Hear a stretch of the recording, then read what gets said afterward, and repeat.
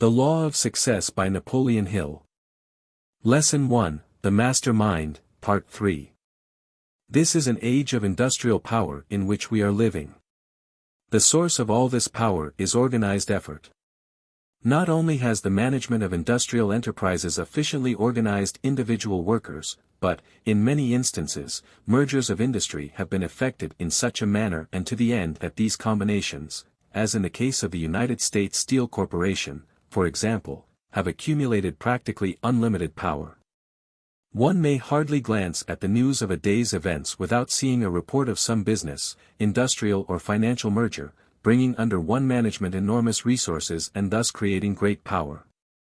One day it is a group of banks, another day it is a chain of railroads, the next day it is a combination of steel plants, all merging for the purpose of developing power through highly organized and coordinated effort. Knowledge, general in nature and unorganized, is not power, it is only potential power, the material out of which real power may be developed. Any modern library contains an unorganized record of all the knowledge of value to which the present stage of civilization is heir, but this knowledge is not power because it is not organized. Every form of energy in every species of animal or plant life, to survive, must be organized. The oversized animals whose bones have filled nature's boneyard through extinction have left mute but certain evidence that non-organization means annihilation. From the electron, the smallest particle of matter, to the largest star in the universe, these and every material thing in between these two extremes offer proof positive that one of nature's first laws is that of organization. Fortunate is the individual who recognizes the importance of this law and makes it his business to familiarize himself with the various ways in which the law may be applied to advantage. The astute businessman has not only recognized the importance of the law of organized effort, but he has made this law the warp and the woof of his power. Without any knowledge whatsoever of the principle of mind chemistry, or that such a principle exists, many men have accumulated great power by merely organizing the knowledge they possessed. The majority of all who have discovered the principle of mind chemistry and developed that principle into a master mind have stumbled upon this knowledge by the merest of accident, often failing to recognize the real nature of their discovery or to understand the source of their power. This author is of the opinion that all living persons who at the present time are consciously making use of the principle of mind chemistry in developing power through the blending of minds, may be counted on the fingers of the two hands, with, perhaps, several fingers left to spare. If this estimate is even approximately true, the student will readily see that there is but slight danger of the field of mind chemistry practice becoming overcrowded. It is a well-known fact that one of the most difficult tasks that any businessman must perform is that of inducing those who are associated with him to coordinate their efforts in a spirit of harmony. To induce continuous cooperation between a group of workers, in any undertaking, is next to impossible. Only the most efficient leaders can accomplish this highly desired object, but once in a great while such a leader will rise above the horizon in the field of industry, business or finance, and then the world hears of a Henry Ford, Thomas A. Edison, John D. Rockefeller, Sr., E. H. Harriman or James J. Hill. Power and success are practically synonymous terms. One grows out of the other, therefore, any person who has the knowledge and the ability to develop power, through the principle of harmonious coordination of effort between individual minds, or in any other manner, may be successful in any reasonable undertaking that is possible of successful termination. It must not be assumed that a master mind will immediately spring, mushroom fashion, out of every group of minds which make pretense of coordination in a spirit of harmony. Harmony, in the real sense of meaning of the word, is as rare among groups of people as is genuine Christianity among those who proclaim themselves Christians. Harmony is the nucleus around which the state of mind known as master mind must be developed. Without this element of harmony there can be no master mind, a truth which cannot be repeated too often. Woodrow Wilson had in mind the development of a master mind, to be composed of groups of minds representing the civilized nations of the world, in his proposal for establishing the League of Nations. Wilson's conception was the most far-reaching humanitarian idea ever created in the mind of man, because it dealt with a principle which embraces sufficient power to establish a real brotherhood of man on earth. The League of Nations, or some similar blending of international minds, in a spirit of harmony, is sure to become a reality. The time when such unity of minds will take place will be measured largely by the time required for the great universities and non-sectarian institutions of learning to supplant ignorance and superstition with understanding and wisdom. This time is rapidly approaching. The psychology of the revival meeting, the old religious orgy known as the revival, offers a favorable opportunity to study the principle of mind chemistry known as mastermind. It will be observed that music plays no small part in bringing about the harmony essential to the blending of a group of minds in a revival meeting. Without music the revival meeting would be a tame affair. During revival services the leader of the meeting has no difficulty in creating harmony in the minds of his devotees, but it is a well-known fact that this state of harmony lasts no longer than the presence of the leader, after which the mastermind he has temporarily created disintegrates. By arousing the emotional nature of his followers the revivalist has no difficulty, under the proper stage setting and with the embellishment of the right sort of music, in creating a mastermind which becomes noticeable to all who come in contact with it. The very air becomes charged with a positive, pleasing influence which changes the entire chemistry of all minds present. The revivalist calls this energy the Spirit of the Lord. This author, through experiments conducted with a group of scientific investigators and laymen, who were unaware of the nature of the experiment, has created the same state of mind and the same positive atmosphere without calling it the Spirit of the Lord. On many occasions this author has witnessed the creation of the same positive atmosphere in a group of men and women engaged in the business of salesmanship, without calling it the Spirit of the Lord. The author helped conduct a school of salesmanship for Harrison Parker, founder of the Cooperative Society, of Chicago, and, by the use of the same principle of mind chemistry which the revivalist calls the Spirit of the Lord, so transformed the nature of a group of 3,000 men and women, all of whom were without former sales experience, that they sold more than $10 million worth of securities in less than 9 months, and earned more than $1 million for themselves. It was found that the average person who joined this school would reach the zenith of his or her selling power within 1 week, after which it was necessary to revitalize the individual's brain through a group sales meeting. These sales meetings were conducted on very much the same order as are the modern revival meetings of the religionist, with much the same stage equipment, including music and high-powered speakers who exhorted the salespeople in very much the same manner as does the modern religious revivalist.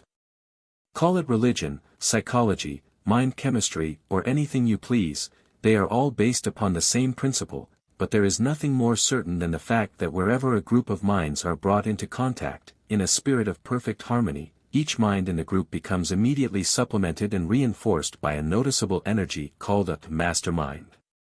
For all this writer professes to know this uncharted energy may be the Spirit of the Lord, but it operates just as favorably when called by any other name. The human brain and nervous system constitute a piece of intricate machinery which but few, if any, understand.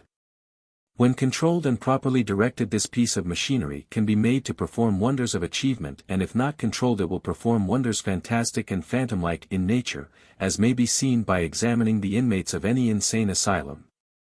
The human brain has direct connection with a continuous influx of energy from which man derives his power to think. The brain receives this energy, mixes it with the energy created by the food taken into the body, and distributes it to every portion of the body, through the aid of the blood and the nervous system. It thus becomes what we call life. From what source this outside energy comes no one seems to know, all we know about it is that we must have it or die. It seems reasonable to suppose that this energy is none other than that which we call ether, and that it flows into the body along with the oxygen from the air, as we breathe. Every normal human body possesses a first-class chemical laboratory and a stock of chemicals sufficient to carry on the business of breaking up, assimilating and properly mixing and compounding the food we take into the body, preparatory to distributing it to wherever it is needed as a bodybuilder. Ample tests have been made, both with man and beast, to prove that the energy known as the mind plays an important part in this chemical operation of compounding and transforming food into the required substances to build and keep the body in repair. It is known that worry, excitement or fear will interfere with the digestive process, and in extreme cases stop this process altogether, resulting in illness or death. It is obvious, then, that the mind enters into the chemistry of food digestion and distribution. It is believed by many eminent authorities, although it may never have been scientifically proved, that the energy known as mind or thought may become contaminated with negative or unsociable units to such an extent that the whole nervous system is thrown out of working order, digestion is interfered with, and various and sundry forms of disease will manifest themselves. Financial difficulties and unrequited love affairs head the list of causes of such mind disturbances. A negative environment such as that existing where some member of the family is constantly nagging, will interfere with the chemistry of the mind to such an extent that the individual will lose ambition and gradually sink into oblivion. It is because of this fact that the old saying that a man's wife may either make or break him is literally true. In a subsequent lesson a whole chapter on this subject is addressed to the wives of men. Any high school student knows that certain food combinations will, if taken into the stomach, result in indigestion, violent pain, and even death.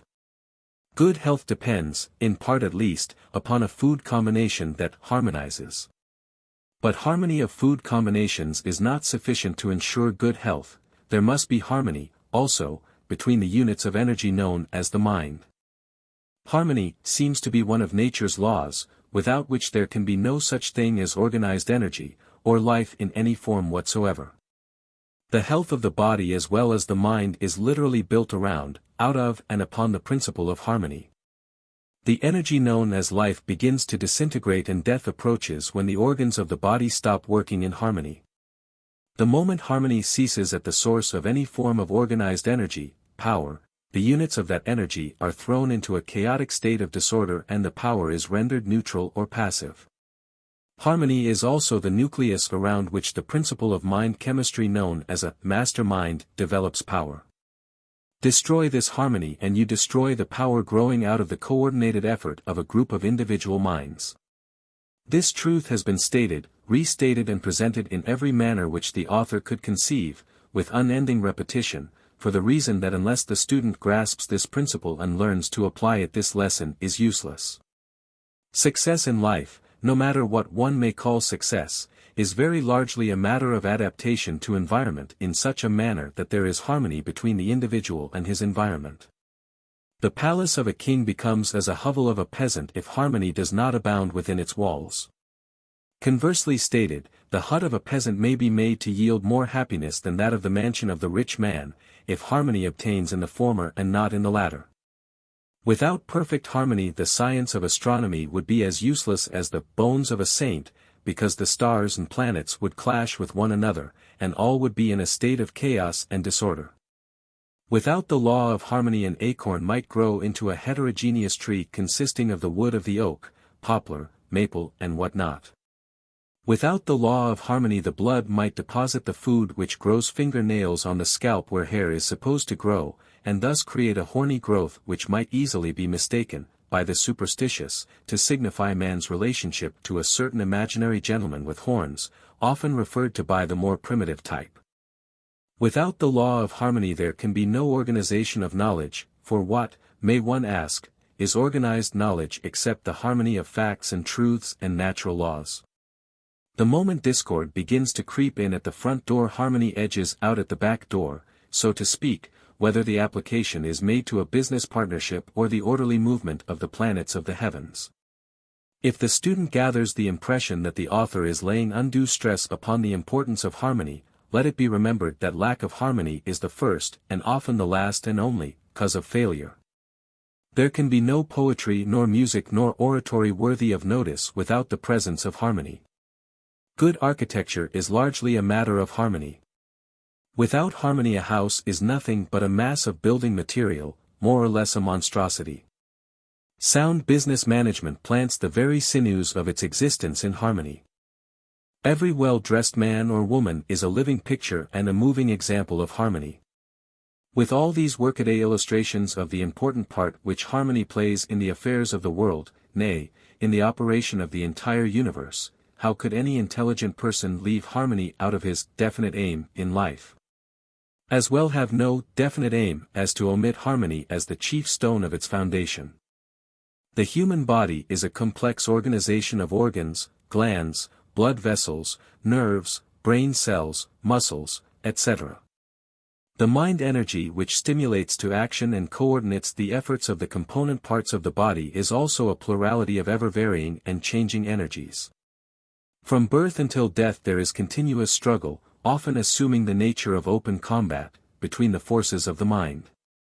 For example, the lifelong struggle between the motivating forces and desires of the human mind, which takes place between the impulses of right and wrong, is well known to everyone. Every human being possesses at least 2 distinct mind powers or personalities, and as many as 6 distinct personalities have been discovered in one person. One of man's most delicate tasks is that of harmonizing these mind forces so that they may be organized and directed toward the orderly attainment of a given objective. Without this element of harmony no individual can become an accurate thinker. It is no wonder that leaders in business and industrial enterprises, as well as those in politics and other fields of endeavor, find it so difficult to organize groups of people so they will function in the attainment of a given objective, without friction. Each individual human being possesses forces, within himself, which are hard to harmonize, even when he is placed in the environment most favorable to harmony. If the chemistry of the individual's mind is such that the units of his mind cannot be easily harmonized, think how much more difficult it must be to harmonize a group of minds so they will function as one, in an orderly manner, through what is known as a master mind. The leader who successfully develops and directs the energies of a master mind must possess tact, patience, persistence, self-confidence, intimate knowledge of mind chemistry and the ability to adapt himself, in a state of perfect poise and harmony, to quickly changing circumstances, without showing the least sign of annoyance. How many are there who can measure up to this requirement? The successful leader must possess the ability to change the color of his mind, chameleon-like, to fit every circumstance that arises in connection with the object of his leadership. Moreover, he must possess the ability to change from one mood to another without showing the slightest signs of anger or lack of self-control. The successful leader must understand the 15 laws of success and be able to put into practice any combination of these 15 laws whenever occasion demands. Without this ability no leader can be powerful, and without power no leader can long endure. The meaning of education. There has long been a general misconception of the meaning of the word educate. The dictionaries have not aided in the elimination of this misunderstanding, because they have defined the word educate as an act of imparting knowledge. The word educate has its roots in the Latin word educo, which means to develop from within, to educe, to draw out, to grow through the law of use.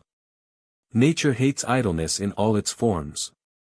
She gives continuous life only to those elements which are in use. Tie up an arm or any other portion of the body, taking it out of use, and the idle part will soon atrophy and become lifeless. Reverse the order, give an arm more than normal use, such as that engaged in by the blacksmith who wields a heavy hammer all day long, and that arm, developed from within, grows strong. Power grows out of organized knowledge, but, mind you, it grows out of it through application and use. A man may become a walking encyclopedia of knowledge without possessing any power of value. This knowledge becomes power only to the extent that it is organized, classified and put into action. Some of the best educated men the world has known possessed much less general knowledge than some who have been known as fools, the difference between the two being that the former put what knowledge they possessed into use while the latter made no such application. An educated person is one who knows how to acquire everything he needs in the attainment of his main purpose in life, without violating the rights of his fellow men. It might be a surprise to many so-called men of learning to know that they come nowhere near qualification as men of education. It might also be a great surprise to many who believe they suffer from lack of learning to know that they are well educated. The successful lawyer is not necessarily the one who memorizes the greatest number of principles of law. On the contrary, the successful lawyer is the one who knows where to find a principle of law, plus a variety of opinions supporting that principle which fit the immediate needs of a given case. In other words, the successful lawyer is he who knows where to find the law he wants when he needs it. This principle applies, with equal force, to the affairs of industry and business. Henry Ford had but little elementary schooling, yet he is one of the best educated men in the world because he has acquired the ability so to combine natural and economic laws, to say nothing of the minds of men, that he has the power to get anything of a material nature he wants. Some years ago during the World War Mr. Ford brought suit against the Chicago Tribune, charging that newspaper with libelous publication of statements concerning him, one of which was the statement that Ford was an ignoramus, an ignorant pacifist, etc. When the suit came up for trial, the attorneys for the Tribune undertook to prove, by Ford himself, that their statement was true, that he was ignorant, and with this object in view they catechized and cross-examined him on all manner of subjects. One question they asked was, how many soldiers did the British send over to subdue the rebellion in the colonies in 1776? With a dry grin on his face, Ford nonchalantly replied, I do not know just how many, but I have heard that it was a lot more than ever went back. Loud laughter from court, jury, courtroom spectators, and even from the frustrated lawyer who had asked the question. This line of interrogation was continued for an hour or more, Ford keeping perfectly calm the meanwhile. Finally, however, he had permitted the smart aleck lawyers to play with him until he was tired of it, and in reply to a question which was particularly obnoxious and insulting, Ford straightened himself up, pointed his finger at the questioning lawyer and replied, if I should really wish to answer the foolish question you have just asked, or any of the others you have been asking, let me remind you that I have a row of electric push buttons hanging over my desk, and by placing my finger on the right button I could call in men who could give me the correct answer to all the questions you have asked and to many that you have not the intelligence either to ask or answer. Now, will you kindly tell me why I should bother about filling my mind with a lot of useless details in order to answer every fool question that anyone may ask, when I have able men all about me who can supply me with all the facts I want when I call for them? This answer is quoted from memory, but it substantially relates Ford's answer. There was silence in the courtroom.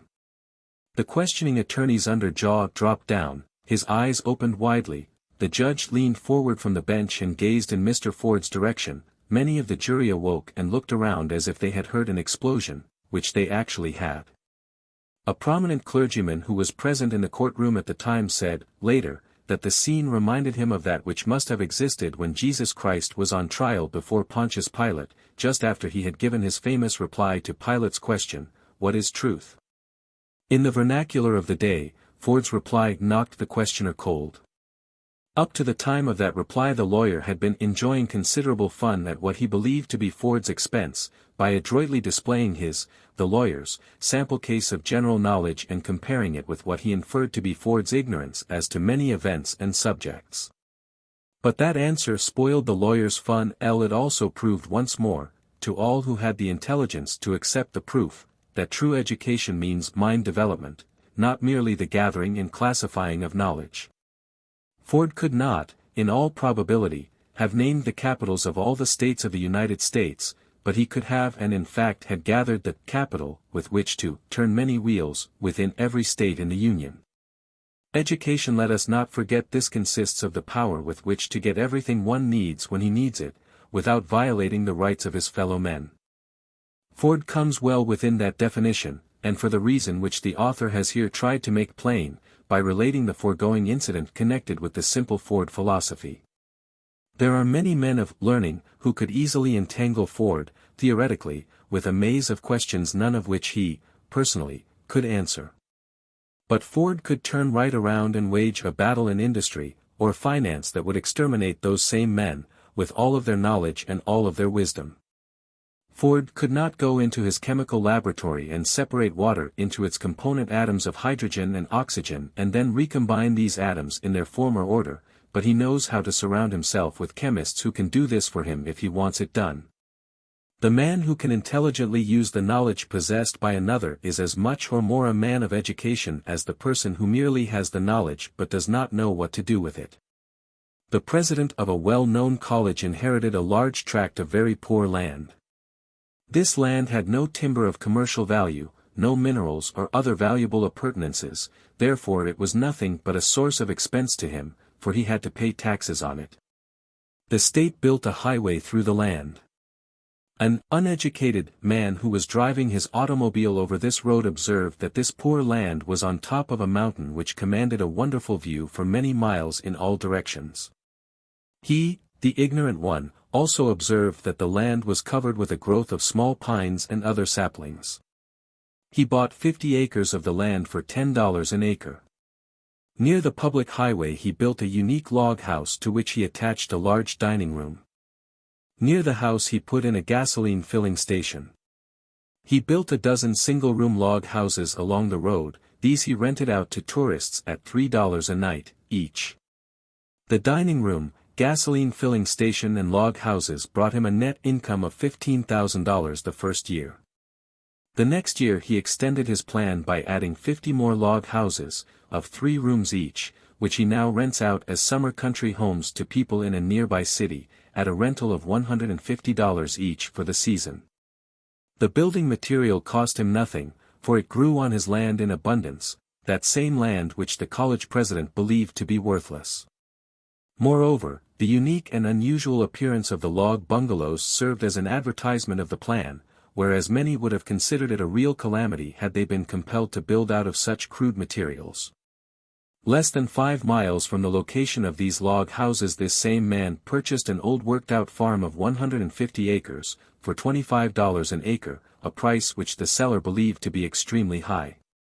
By building a dam, 100 feet in length, the purchaser of this old farm turned a stream of water into a lake that covered 15 acres of the land, stocked the lake with fish, then sold the farm off in building lots to people who wanted summering places around the lake. The total profit realized from this simple transaction was more than $25,000, and the time required for its consummation was 1 summer. Yet this man of vision and imagination was not educated, in the orthodox meaning of that term. Let us keep in mind the fact that it is through these simple illustrations of the use of organized knowledge that one may become educated and powerful. In speaking of the transaction here related, the college president who sold the 50 acres of worthless land for $500 said, "Just think of it. That man, whom most of us might call ignorant, mixed his ignorance with 50 acres of worthless land and made the combination yield more yearly than I earn from 5 years of application of so-called education." There is an opportunity, if not scores of them, in every state in America, to make use of the idea here described. From now on make it your business to study the lay of all land you see that is similar to that described in this lesson, and you may find a suitable place for developing a similar money-making enterprise.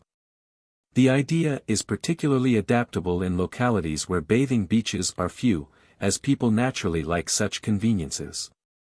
The automobile has caused a great system of public highways to be built throughout the United States.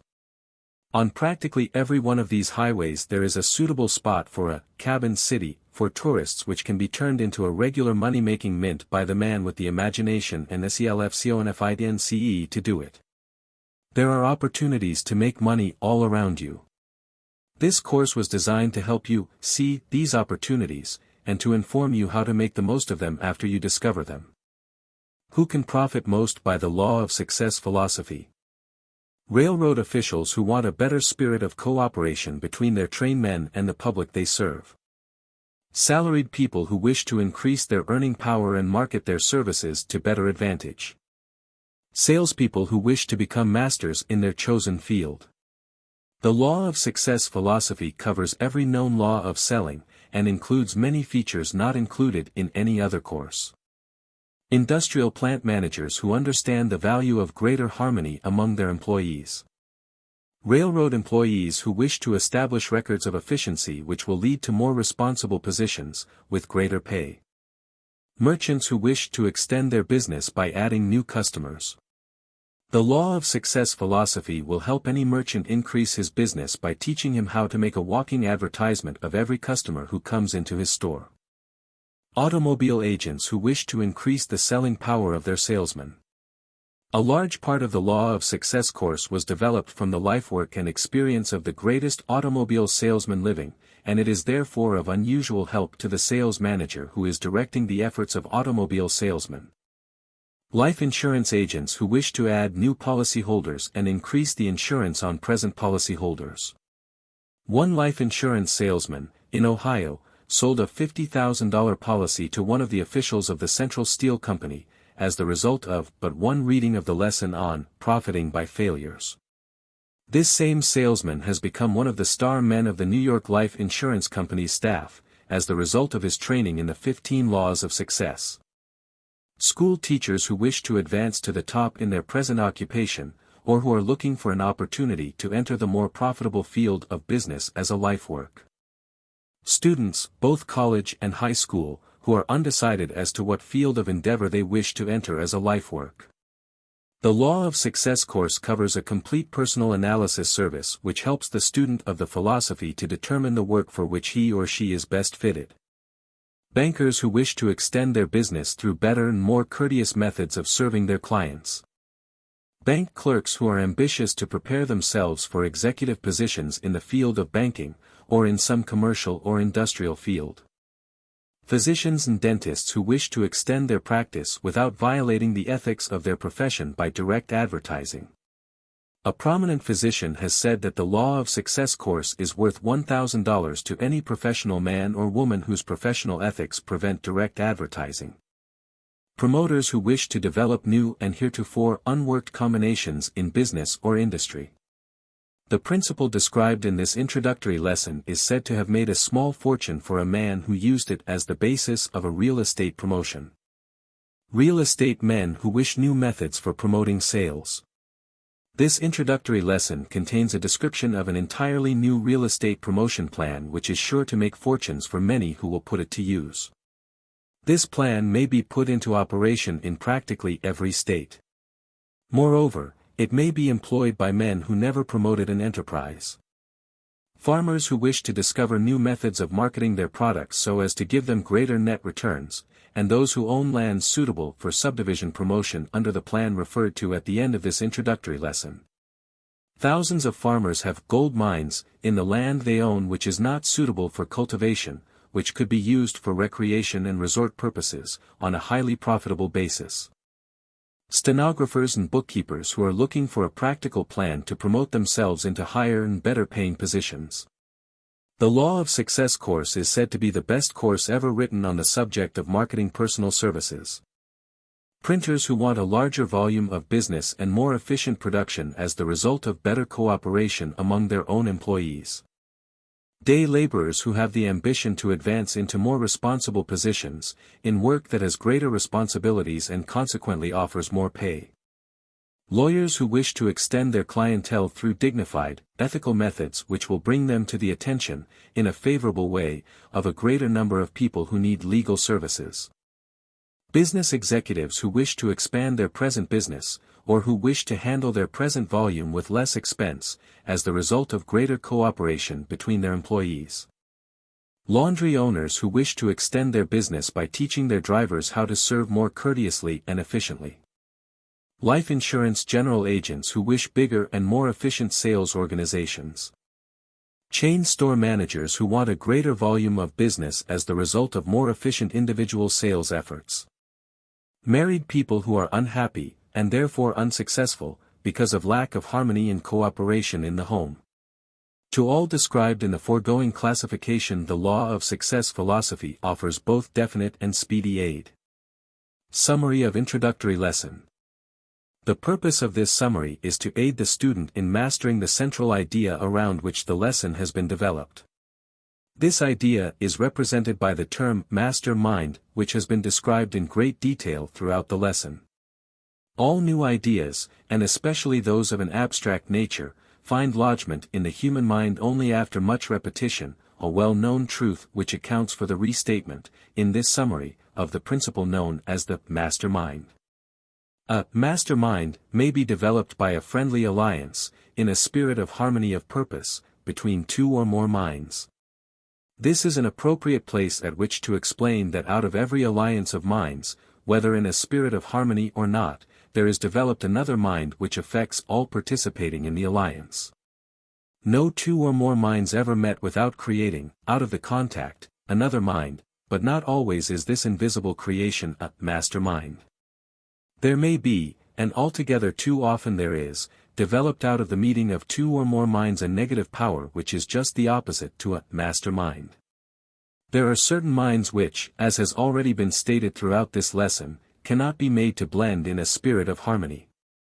This principle has its comparable analogy in chemistry, reference to which may enable the student to grasp more clearly the principle here referred to. For example, the chemical formula H2O, meaning the combining of two atoms of hydrogen with one atom of oxygen, changes these two elements into water. One atom of hydrogen and one atom of oxygen will not produce water, moreover, they cannot be made to associate themselves in harmony. There are many known elements which, when combined, are immediately transformed from harmless into deadly poisonous substances. Stated differently, many well-known poisonous elements are neutralized and rendered harmless when combined with certain other elements. Just as the combining of certain elements changes their entire nature, the combining of certain minds changes the nature of those minds, producing either a certain degree of what has been called a master mind, or its opposite, which is highly destructive. Any man who has found his mother-in-law to be incompatible has experienced the negative application of the principle known as a master mind. For some reason as yet unknown to investigators in the field of mind behavior, the majority of mothers-in-law appear to affect their daughters' husbands in a highly negative manner, the meeting of their minds with those of their sons-in-law creating a highly antagonistic influence instead of a master mind. This fact is too well known as a truth to make extended comment necessary. Some minds will not be harmonized and cannot be blended into a master mind, a fact which all leaders of men will do well to remember. It is the leader's responsibility so to group his men that those who have been placed at the most strategic points in his organization are made up of individuals whose minds can and will be blended in a spirit of friendliness and harmony. Ability so to group men is the chief outstanding quality of leadership. In Lesson 2 of this course the student will discover that this ability was the main source of both the power and fortune accumulated by the late Andrew Carnegie. Knowing nothing whatsoever of the technical end of the steel business, Carnegie so combined and grouped the men of which his master mind was composed that he built the most successful steel industry known to the world during his lifetime. Henry Ford's gigantic success may be traced to the successful application of this selfsame principle. With all the self-reliance a man could have, Ford, nevertheless, did not depend upon himself for the knowledge necessary in the successful development of his industries. Like Carnegie, he surrounded himself with men who supplied the knowledge which he, himself, did not and could not possess. Moreover, Ford picked men who could and did harmonize in group effort. The most effective alliances, which have resulted in the creation of the principle known as the master mind, have been those developed out of the blending of the minds of men and women. The reason for this is the fact that the minds of male and female will more readily blend in harmony than will the minds of males. Also, the added stimulus of sexual contact often enters into the development of a master mind between a man and a woman. It is a well-known fact that the male of the species is keener and more alert for the chase, let the goal or object of the chase be what it may, when inspired and urged on by a female. This human trait begins to manifest itself in the male at the age of puberty, and continues throughout his life. The first evidence of it may be observed in athletics, where boys are playing before an audience made up of females. Remove the women from the audience and the game known as football would soon become a very tame affair. A boy will throw himself into a football game with almost superhuman effort when he knows that the girl of his choice is observing him from the grandstand. And that same boy will throw himself into the game of accumulating money with the same enthusiasm when inspired and urged on by the woman of his choice, especially if that woman knows how to stimulate his mind with her own, through the law of the master mind. On the other hand, that same woman may, through a negative application of the law of the master mind, nagging, jealousy, selfishness, greed, vanity, drag this man down to sure defeat. The late Elbert Hubbard understood the principle here described so well that when he discovered that the incompatibility between himself and his first wife was dragging him down to sure defeat, he ran the gamut of public opinion by divorcing her and marrying the woman who is said to have been the main source of his inspiration. Not every man would have had the courage to defy public opinion, as Hubbard did, but who is wise enough to say that his action was not for the best interest of all concerned? A man's chief business in life is to succeed. The road to success may be, and generally is, obstructed by many influences which must be removed before the goal can be reached. One of the most detrimental of these obstacles is that of unfortunate alliance with minds which do not harmonize. In such cases the alliance must be broken, or the end is sure to be defeat and failure. The man who has mastered the 6 basic fears, one of which is the fear of criticism, will have no hesitancy in taking what may seem to the more convention-bound type of mind to be drastic action when he finds himself circumscribed and bound down by antagonistic alliances, no matter of what nature or with whom they may be. It is a million times better to meet and face criticism than to be dragged down to failure and oblivion on account of alliances which are not harmonious, whether the alliances be of a business or social nature. To be perfectly frank, the author is here justifying divorce, when the conditions surrounding marriage are such that harmony cannot prevail. This is not intended to convey the belief that lack of harmony may not be removed through other methods than that of divorce, for there are instances where the cause of antagonism may be removed and harmony established without taking the extreme step of divorce. While it is true that some minds will not blend in a spirit of harmony, and cannot be forced or induced to do so, because of the chemical nature of the individual's brains, do not be too ready to charge the other party to your alliance with all the responsibility of lack of harmony. Remember, the trouble may be with your own brain. Remember, also, that a mind which cannot and will not harmonize with one person or persons may harmonize perfectly with other types of minds. Discovery of this truth has resulted in radical changes in methods of employing men. It is no longer customary to discharge a man because he does not fit in the position for which he was originally hired. The discriminating leader endeavors to place such a man in some other position, where, it has been proved more than once, misfits may become valuable men. The student of this course should be sure that the principle described as the master mind is thoroughly understood before proceeding with the remaining lessons of the course.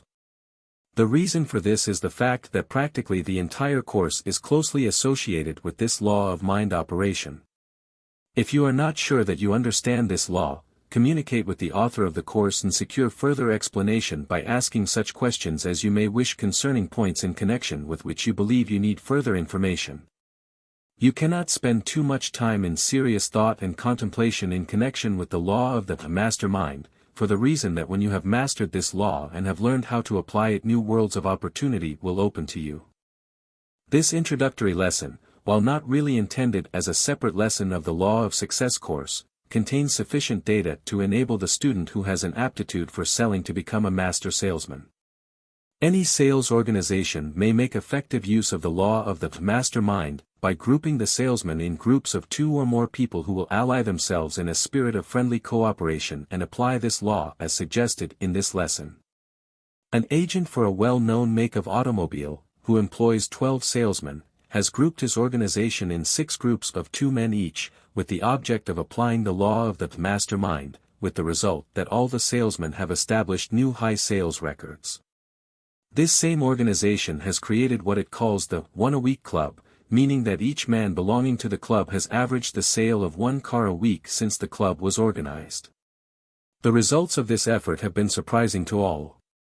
Each man belonging to the club was provided with a list of 100 prospective purchasers of automobiles. Each salesman sends 1 postal card a week to each of his 100 prospective purchasers, and makes personal calls on at least 10 of these each day. Each postal card is confined to the description of but one advantage of the automobile the salesman is selling, and asks for a personal interview. Interviews have increased rapidly, as have, also, sales. The agent who employs these salesmen has offered an extra cash bonus to each salesman who earns the right to membership in the one-a-week club by averaging 1 car a week. The plan has injected new vitality into the entire organization. Moreover, the results of the plan are showing in the weekly sales record of each salesman. A similar plan could be adopted very effectively by life insurance agencies. Any enterprising general agent might easily double or even triple the volume of his business, with the same number of salesmen, through the use of this plan.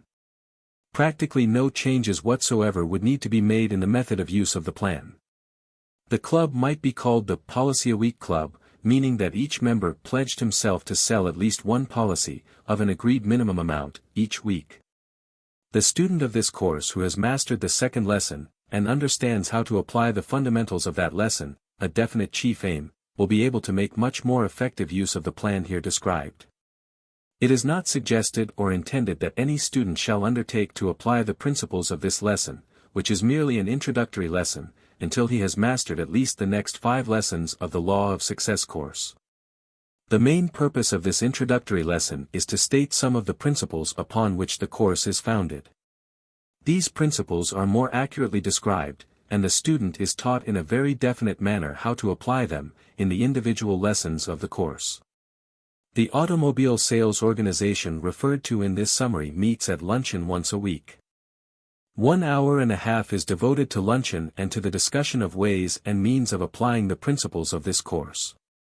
This gives each man an opportunity to profit by the ideas of all the other members of the organization. 2 tables are set for the luncheon. At one table all who have earned the right to membership in the One-a-Week Club are seated. At the other table, which is serviced with tinware instead of china, all who did not earn the right to membership in the club are seated. These, needless to say, become the object of considerable good-natured chiding from the more fortunate members seated at the other table. It is possible to make an almost endless variety of adaptations of this plan, both in the field of automobile salesmanship and in other fields of selling. The justification for its use is that it pays. It pays not only the leader or manager of the organization, but every member of the sales force as well. This plan has been briefly described for the purpose of showing the student of this course how to make practical application of the principles outlined in this course. The final acid test of any theory or rule or principle is that it will actually work. The law of the master mind has been proved sound because it works. If you understand this law, you are now ready to proceed with Lesson 2, in which you will be further and much more deeply initiated in the application of the principles described in this introductory lesson. No man has a chance to enjoy permanent success until he begins to look in a mirror for the real cause of all his mistakes. Napoleon Hill. If you must slander someone, don't speak it, but write it in the sand, near the water's edge. Napoleon Hill. Don't be afraid of a little opposition. Remember that the kite of success generally rises against the wind of adversity, not with it. Render more service than that for which you are paid, and you will soon be paid for more than you render. The law of increasing returns takes care of this. Every failure is a blessing in disguise, providing it teaches some needed lesson one could not have learned without it. Most so-called failures are only temporary defeats. To believe in the heroic makes heroes. Disraeli. If you do not believe in cooperation, look what happens to a wagon that loses a wheel. Courage is the standing army of the soul which keeps it from conquest, pillage and slavery. Henry Van Dyke. Men cease to interest us when we find their limitations. The only sin is limitation.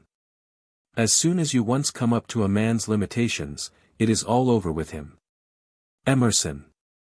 You cannot become a power in your community nor achieve enduring success in any worthy undertaking until you become big enough to blame yourself for your own mistakes and reverses. Never, in the history of the world, has there been such abundant opportunity as there is now for the person who is willing to serve before trying to collect. A man is half-whipped the minute he begins to feel sorry for himself, or to spin an alibi with which he would explain away his defects. Seek the counsel of men who will tell you the truth about yourself, even if it hurts you to hear it. Mere commendation will not bring the improvement you need. When you lose your sense of humor, get a job running an elevator, because your life will be a series of ups and downs, anyway. An aim in life is the only fortune worth finding, and it is not to be found in foreign lands, but in the heart itself. Robert Louis Stevenson. If you cannot do great things yourself, remember that you may do small things in a great way. A winner never quits, and a quitter never wins.